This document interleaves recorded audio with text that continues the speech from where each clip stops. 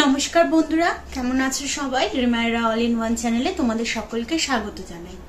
তা আজকে আমার ডে 3। আজকে আমি আমার কোনো রকম কোনো স্পেশাল কিছু তোমাদের সাথে শেয়ার করব না, যে সারাদিন আমি কি খেয়েছি বা কি করেছি বা ডক্টর সংক্রান্ত কোনো কিছুই শেয়ার করছি না। আজকে শেয়ার করছি আমি একটা অন্য ব্যাপার, যেটা আমি ওয়েট লস করতে গিয়ে ফেস করেছি এর আগে বহুবার, বাট এইবারে আমি এই জিনিসগুলো বিশেষভাবে খেয়াল রেখেছি, যার ফলে দেখছি এই প্রবলেমগুলো হচ্ছে না। আমরা যারা যারা ওয়েট লস করতে চেয়েছি তারা প্রত্যেকেই এই সমস্যার সম্মুখীন হয়েছি। আমি এর আগে বহুবার এই সমস্যার সম্মুখীন হয়ে ওয়েট লস করার ইচ্ছাটা পুরোপুরি ছেড়ে দিয়েছিলাম, কিন্তু এখন আমি বেশ কিছু জিনিসের খেয়াল রাখছি। ইনফ্যাক্ট আমি এই নিয়ে 2 মাস করছি, 2 মাসে আমার বেশ কিছুটা ওয়েট লসও হয়েছে।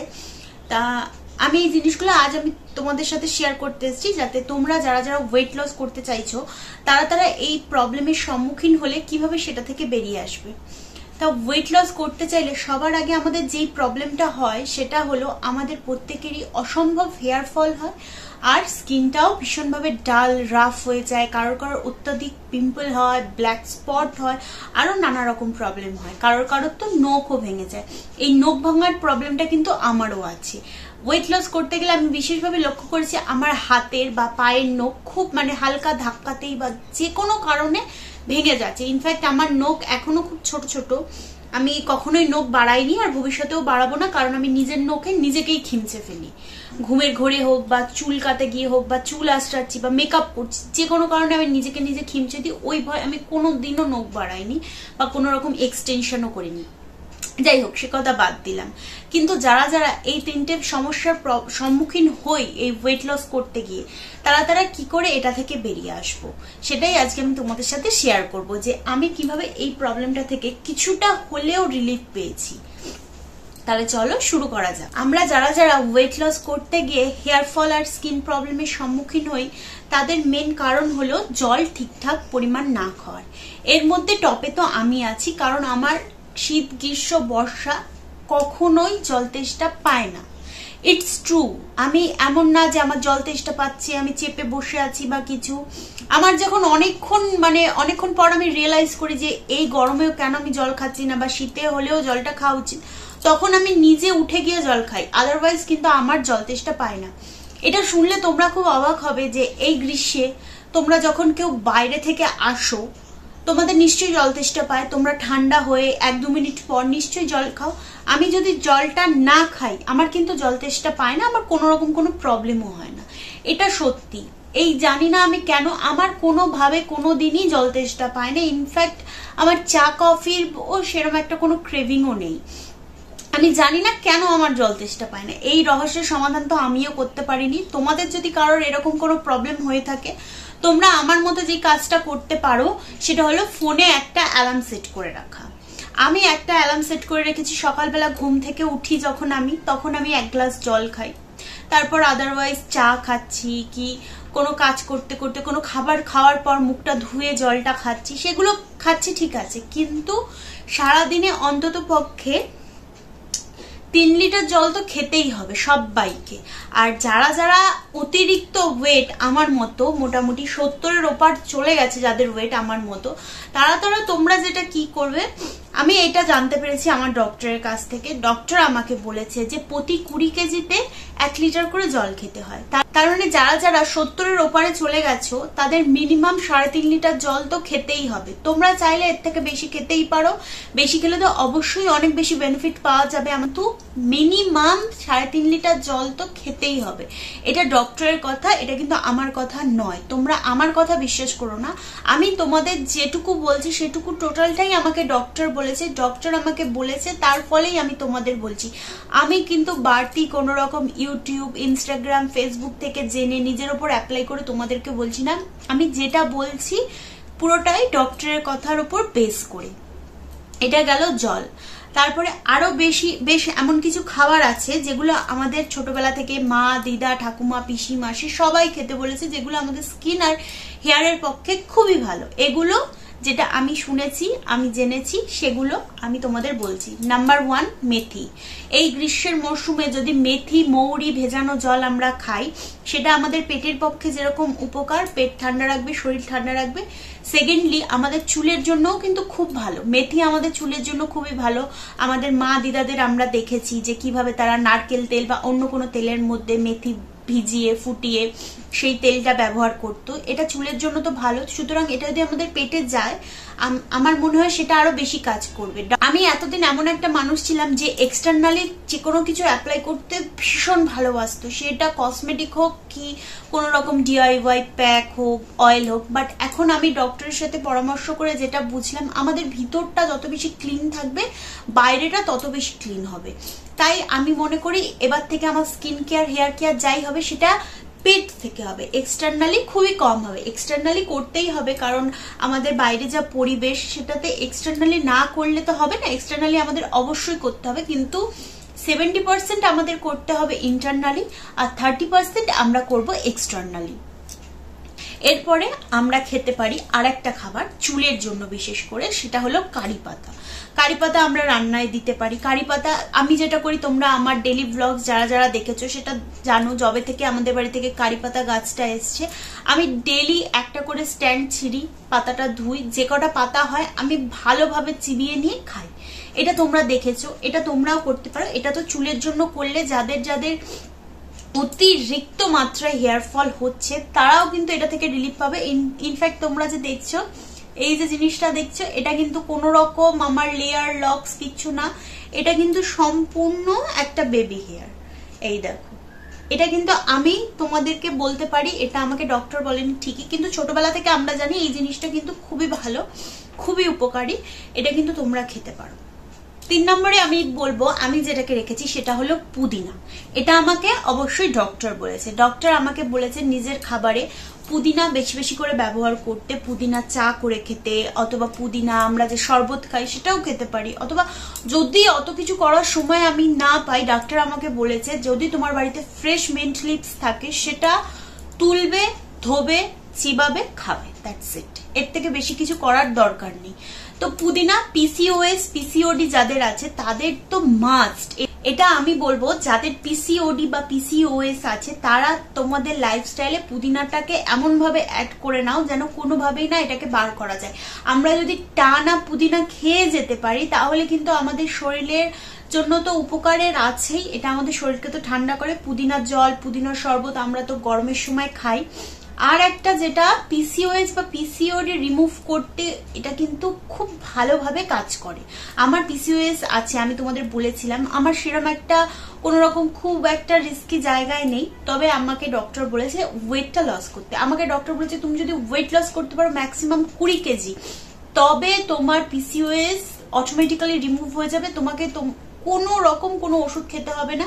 আর আমিও যে ওয়েট লস সিরিজটা এত পরিমাণ খাচ্ছি, এত পরিমাণ তোমাদের সাথে শেয়ার করছি, যাতে তোমাদের বলে তোমরা আমাকে ইন্সপায়ার করো যাতে আমি এটাকে কোনোভাবেই না ছাড়ি। এর আগে তোমরা যারা যারা আমার ভিডিওস দেখেছো তারা তো দেখেইছো যে আমি কিভাবে প্রতিটা জিনিস স্টার্ট করছি আবার স্টপ করে দিচ্ছি। স্টপ করে দেওয়ার পিছনে দুটো কারণ, এক হলো আমার হেয়ার ফল অসম্ভব হতো, 2 হলো আমার নাকের চারপাশ, ঠোঁটের চারপাশ, ইনফ্যাক্ট এখনো তোমরা দেখতে পাচ্ছ এই জায়গাটায় অল্প একটু আছে, আর এইখানটায় বেশ কিছু ব্ল্যাক স্পট অবশ্যই হবে। আর হবে আমার এই কাঁধে, আমার কাঁধে এখনো আছে, খুব অল্প পরিমাণ আছে বাট এখনো আছে। আমি এগুলোকে রিমুভ করেছি শুধুমাত্র এই খাবারগুলো খেয়ে। এটা আমি মোটামুটি ফেব্রুয়ারি থেকে খাচ্ছি, আজকে মে মাস পড়ে গেছে, 2 মাস 3 মাসের ওপর হয়ে গেছে। ফেব্রুয়ারি থেকে আমি টানা খেয়ে গেছি, হয়তো সপ্তাহে 7 দিনের মধ্যে অন্তত পক্ষে 4 দিন তো আমি খেয়েছি, একদিন ছাড়া একদিন। কোনোদিন খেতে ইচ্ছা হয়নি, কোনোদিন কিছু, কারণ অনেক বেশি যখন কোনো কিছু নিয়ে চেষ্টা করি সেই সময় আমাদের এই জিনিসটা ব্রেক করে যায়, কারণ আমরা অন্য দিকগুলো খেয়াল দিতে পারি না। এইবারে আমি প্রতিটা জিনিসের উপর খেয়াল করেছি। আমার ওয়েট লস হয়েছে এমন না যে হয়নি, কিন্তু আমি চেষ্টাটা অনেকটা কম করেছি। আমি শুধু খাওয়া দাওয়ার উপরেই চেষ্টাটা করেছি, একটু কম ভাত খেয়েছি, ভাজা পোড়া কম খেয়েছি, বাইরের খাবার কম খেয়েছি, বিরিয়ানি তো একবার খেয়েছি পুরোই। হোক, তোমরা জানো আমি বিরিয়ানি কি পরিমাণ ভালোবাসি না। বাইরের fish fry, egg roll, chow mein এগুলো খুব কম খেয়েছি। মোমোটা মাঝে মাঝে খেতাম বিকজ আমার মোমোটা ভালো লাগতো। মোমো আমি এর মধ্যে যে খেয়েছি 4 বার আমি মোমো খেয়েছি, তার মধ্যে 2 বার আমি নিজে বাড়িতে বানিয়েছি, 2 বার বাইরে থেকে এনেছি, সেটা খুব কম কোয়ান্টিটিতে আমি নিয়েছি, হয়তো আমি 3 পিস কি 4 পিস খেয়েছি। বাড়িতে বানানোটা যেহেতু ফ্রেশ বানিয়েছি, সেটাও অনেকটা ভালোভাবে বানিয়েছি। তো পুদিনার পর আমি যেই দুটো খাবারের কথা তোমাদের বলবো সেটা হলো কালো জিরে ও সাদা জিরে। দুটো জিরেই আমরা রান্নাতে দিই, রান্নাতে ব্যবহার করি।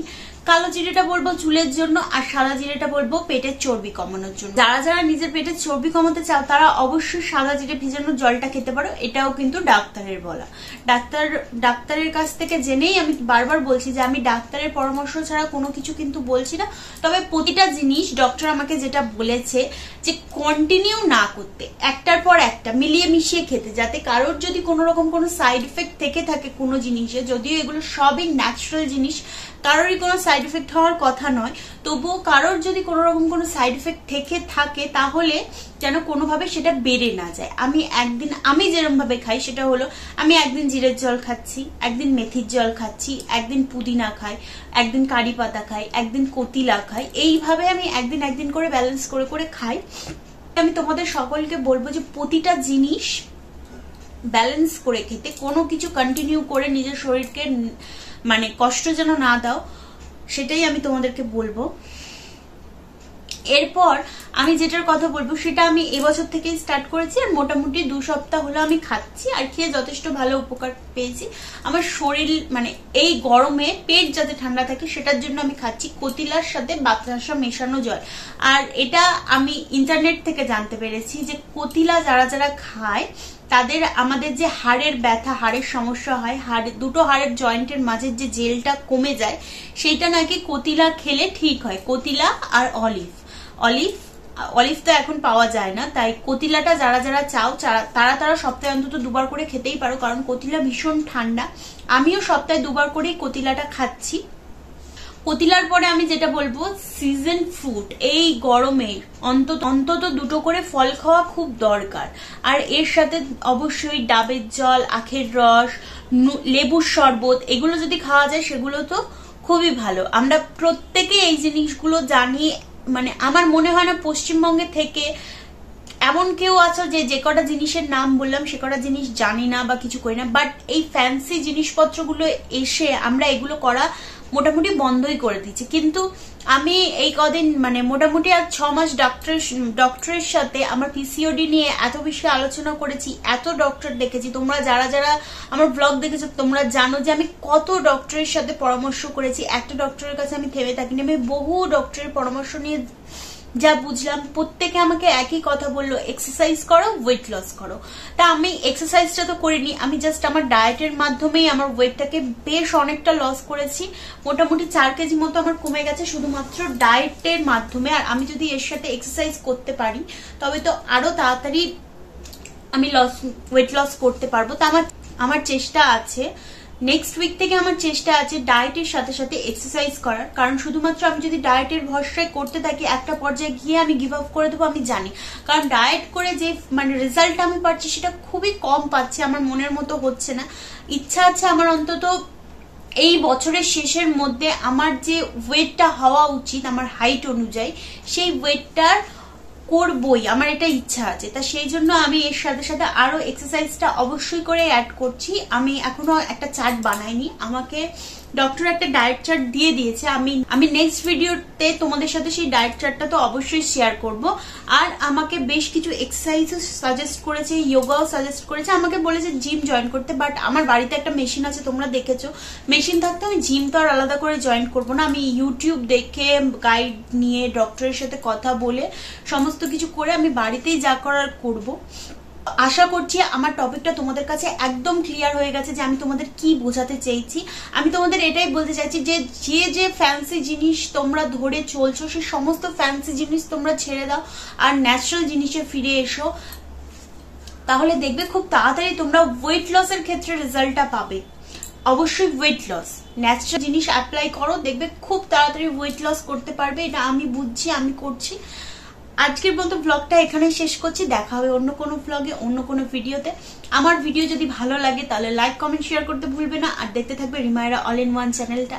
আর আমাকে তোমরা আরো বেশি করে মোটিভেট করো, তোমরা যারা যারা আমাকে মেসেজ করছো পার্সোনালি বা আমাকে কমেন্ট করছো, তোমরা অবশ্যই আমাকে এইভাবেই মোটিভেট করতে থাকো আর নিজেদের হেলথের খেয়াল রাখতে থাকো।